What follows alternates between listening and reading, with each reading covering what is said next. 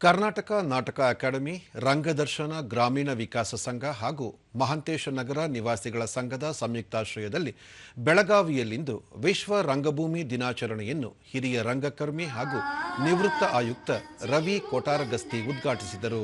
ಈ ವೇಳೆ ನಾಟಕ ಅಕಾಡೆಮಿ ಸದಸ್ಯ ಬಾಬಾ ಸಾಹೇಬ ಕಾಂಬಳೆ, ಪ್ರಾಧ್ಯಾಪಕ ಡಾಕ್ಟರ್ ಎಚ್.ಬಿ. ಕೊಲ್ಕಾರ್, ರಂಗ ಕಲಾವಿದೆ ನಿರ್ಮಲಾ ಭಟ್ಟಲ, ಹಿರಿಯ ಸಾಹಿತಿ ಯರು ಪಾಟೀಲ ಹಾಗೂ ಡಾಕ್ಟರ್ ಸಿದ್ದಗಂಗಮ್ಮ ಸೇರಿದಂತೆ ಹಲವರು ಉಪಸ್ಥಿತರಿದ್ದರು.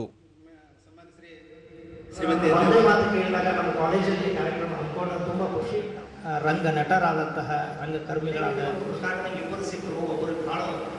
ಕಾರ್ಯಕ್ರಮಗಳಿಗೆ ಅತ್ಯಂತ ಪ್ರೀತಿಯಿಂದ ಬಂದು ಬಳಿಕ ರವಿ ಕೋಟಾರ್ಗಸ್ತಿ 1948ರಿಂದ ವಿಶ್ವ ರಂಗಭೂಮಿ ದಿನಾಚರಣೆಯನ್ನು ಆಚರಿಸುತ್ತಾ ಬಂದಿದ್ದು, ರಂಗಭೂಮಿಗೆ ಸಾವಿರಾರು ವರ್ಷಗಳ ಇತಿಹಾಸವಿದೆ. ರಂಗಭೂಮಿಯು ಸಮಾಜವನ್ನು ತಿದ್ದುವ ಮತ್ತು ಜನರ ನಡುವೆ ಬಾಂಧವ್ಯ ಬೆಸೆಯುವ ಮಹತ್ವದ ಕೆಲಸ ಮಾಡುತ್ತಿದೆ ಎಂದರು. ನಮ್ಮ ಇಂಡಿಯಾದಲ್ಲಿ ಕೂಡ ಅದ್ಭುತವಾಗಿ ಅದಕ್ಕೆ ಸ್ಪಂದಿಸೋದು ಹೇಗೆ, ನಮ್ಮ ಭಾರತ ಕೂಡ ರಂಗಭೂಮಿಗೆ ಸಂಬಂಧಪಟ್ಟಂತೆ ಬಹಳಷ್ಟು ಇತಿಹಾಸ ಹಿನ್ನೆಲೆ ಹೊಂದಿದಂಥ ಮರಾಠಿ ರಂಗಭೂಮಿ, ಕನ್ನಡ, ಬಂಗಾಳ, ಈ ರೀತಿ ಇರ್ತಕ್ಕಂಥ ಕರ್ನಾಟಕ, ಇಂಡಿಯಾ ಆ ಕೆಲಸ ಮಾಡ್ತದೆ.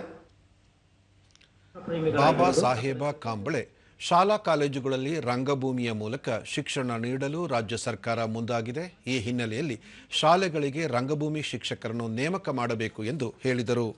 ಕ್ರಾಂತಿಗಳೆಲ್ಲ ಆದದ್ದು, ಪೇಂಟರ್ಗಳ ಕ್ರಾಂತಿ ಮಾಡಿದರು, ಸಂಗೀತಗಾರರ ಕ್ರಾಂತಿ ಮಾಡಿದರು, ನಾಟಕದವರು ಕ್ರಾಂತಿ ಮಾಡಿದರು. ಯಾವಾಗೋಸ್ಕರ ಕ್ರಾಂತಿ ಅಂದರೆ ಜಗತ್ತು ಹಾದಿ ತಪ್ಪಿದಾಗ ಕಲಾ ಮಾಧ್ಯಮದಿಂದ ನಾವು ಕ್ರಾಂತಿಯನ್ನು ಮಾಡಿ ಜಗತ್ತಿನ ಸರಿಯಾದ ಮಾರ್ಗದೊಳಗೆ ನಡ್ಕೊಳ್ಳುವಂಥ ಸಹಾಯ ಆಗೋ ಮಾರ್ಗ ಯಾವುದಪ್ಪ ಅಂತಂದ್ರೆ ಥಿಯೇಟರ್, ರಂಗಭೂಮಿ.